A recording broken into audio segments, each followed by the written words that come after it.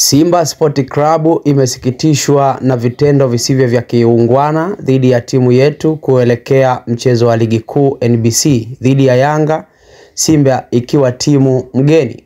Kwa mujibu wa kanuni ya 17 kifungu cha 45 ya kanuni za ligi kuu bara, timu mgeni ina haki ya kufanya mazoezi kwenye uwanja wa mechi angalau mara moja kabla ya siku ya mechi katika muda tarajiwa wa mchezo husika.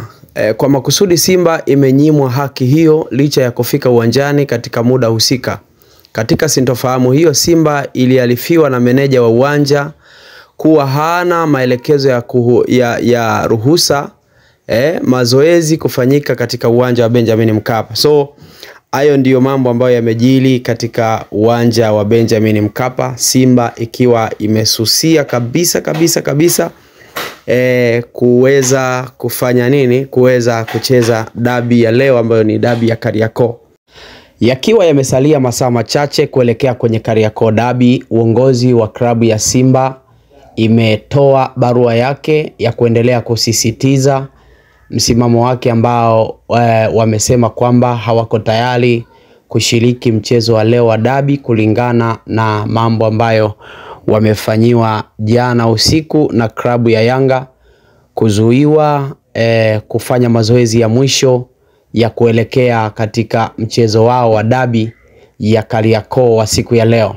Ikumbukwe tu kwamba hizi ni timu pinzani, na kama unavyojua utani wa jadi na upinzani uliopo, lakini pia ukilinganisha kwamba Simba na Yanga ni timu kubwa sana barani Afrika, lakini pia kwa Tanzania tunaweza tukasema kwamba ni timu ambazo kiukweli zinafanya vizuri, lakini ni timu ambazo zenye ushindani mkubwa na ndizo zinazoongoza kwa mashabiki wengi. Lakini tukiongelelea kabisa kwamba tukio halisi ambalo limefanyika jana, tukiacha ushabiki kwamba mimi ni Yanga, mwingine ni Simba na vitu kama hivyo, lakini kiukweli ni kwamba kwa kanuni za kimichezo na kanuni za mpira, Simba hawajafanyiwa kitu kizuri.